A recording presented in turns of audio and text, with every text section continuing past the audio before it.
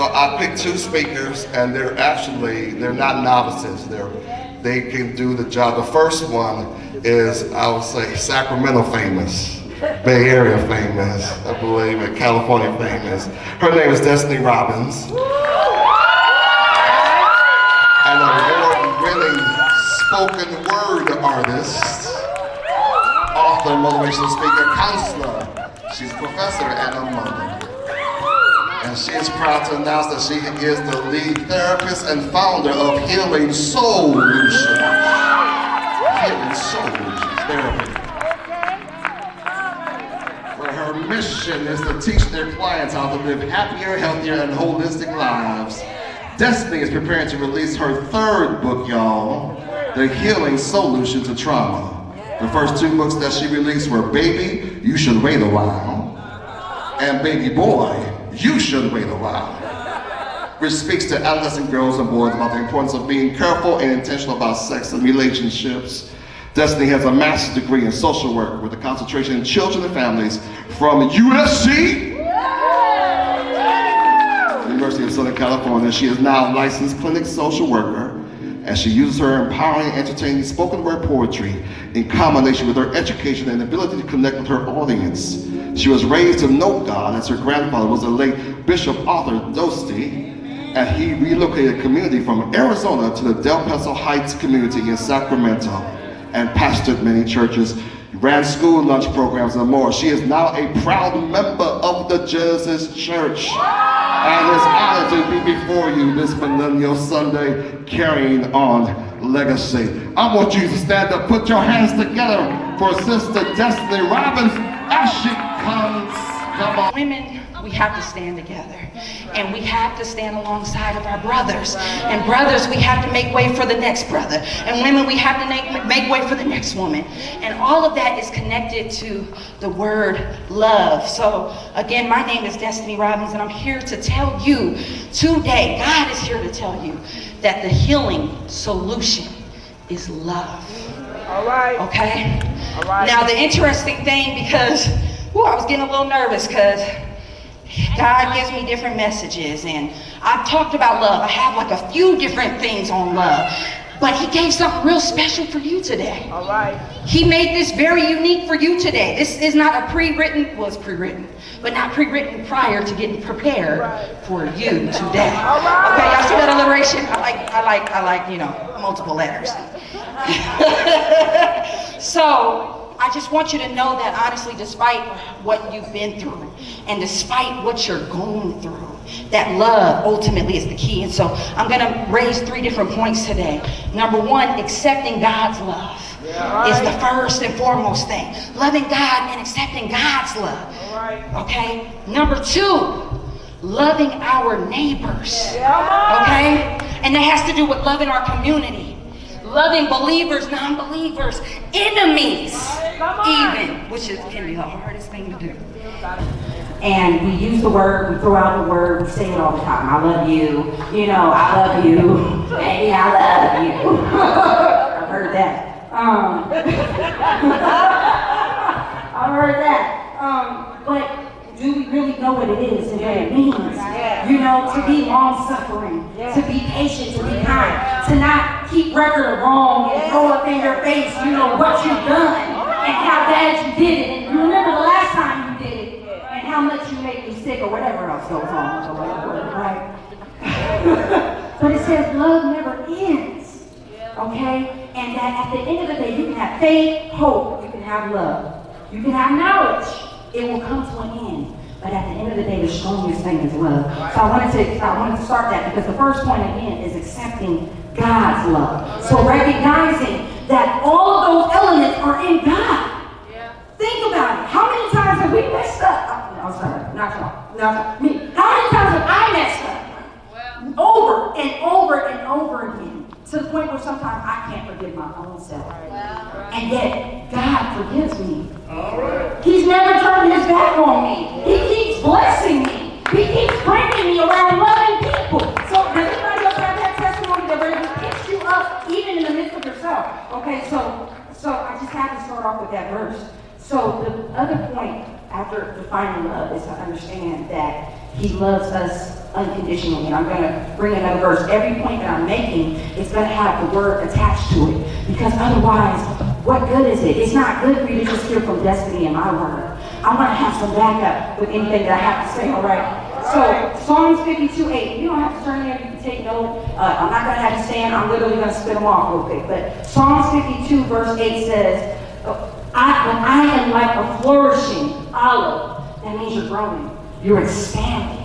You're flourishing. I love words. I love words. Anointed in the house of God.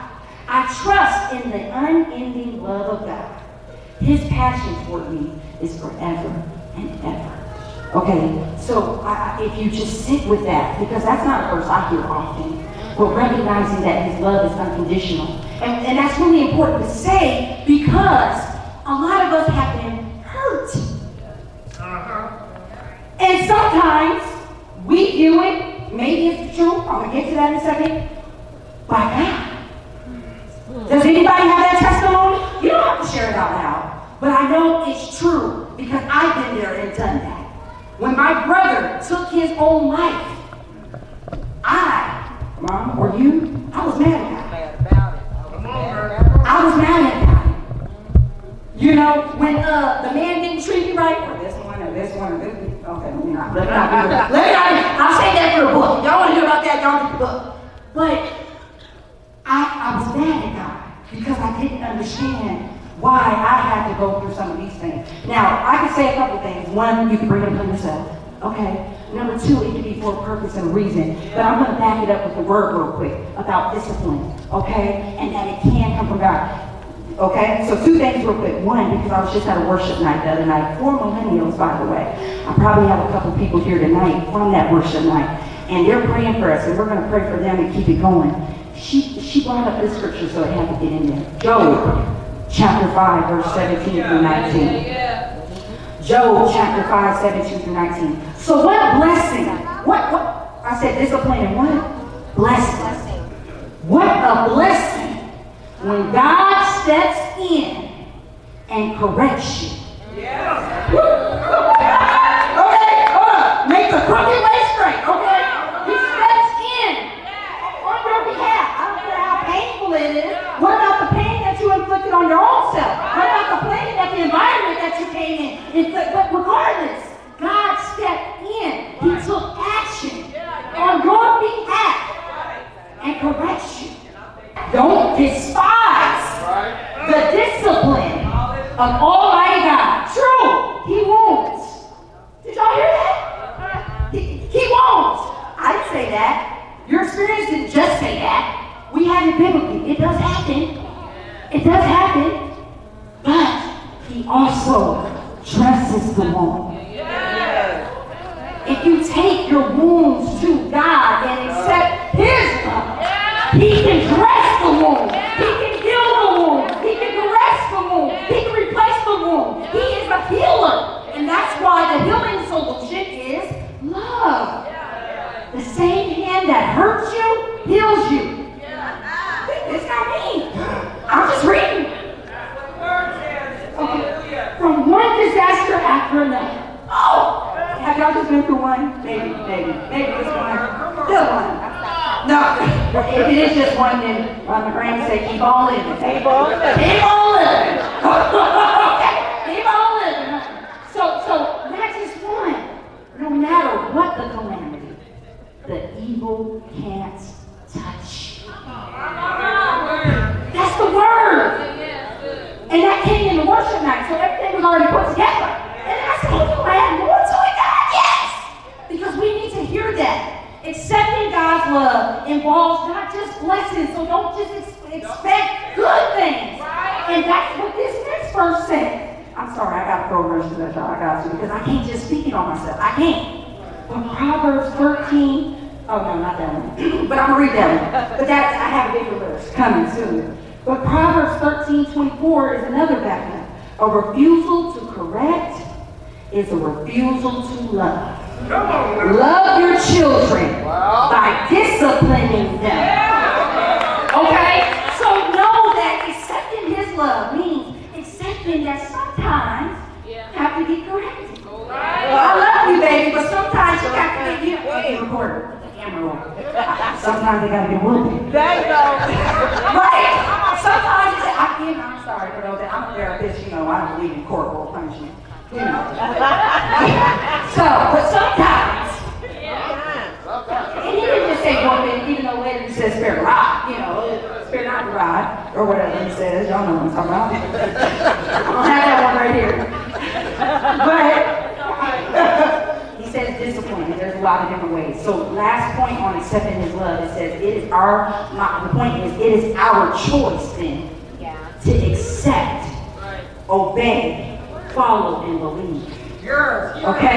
It's our choice then to accept this, obey, follow, and believe, understanding that Jesus died for us. That was a way to show his love. He took every error that you made, every flaw that you think you had, everything you think you've done has already been taken to the cross and buried, and then he oh my God, he took the keys and opened up the gates of heaven that is ours. He locked away hell for those who want to believe, those who want to accept. Okay? So, woo! All right. Hallelujah. all right. So, second point was love your neighbors, right? Yeah. So we're going to move on to the second point. So with loving your neighbors, thank you, Kenya, for sharing.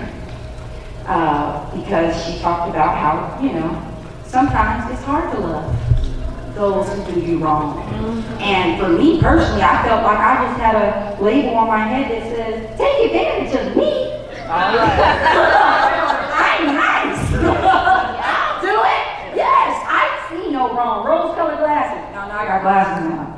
No offense to y'all, but you know, no offense. But I know I'm getting age now. Because I had to get my spectacles. Come on now. Rose-colored glasses. All right, let me get to the point. All right. So, with loving our neighbors, it's three main points to take with this, okay? Number one is the greatest command had to do with loving unconditionally our neighbors. And I identify our neighbors as our communities, our enemies, fellow believers sometimes. I mean, they're not the enemies, or are they? You know, it depends, right? But regardless, you have to love them unconditionally. And it's not for me. So Matthew 22:36-40 says, "Teacher, which commandment is in the law is the greatest?" Jesus answered him, "Love the Lord your God with every passion of your heart, with all the energy of your being, and with every thought that was in you." That's some hard work. That's what that sounds like to me. Love it with all your heart, with all your energy.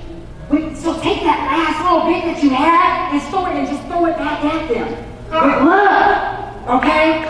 Every thought that is in you. This is the great and supreme command. And the second is like the importance. You must love your friend in the same way that you love yourself.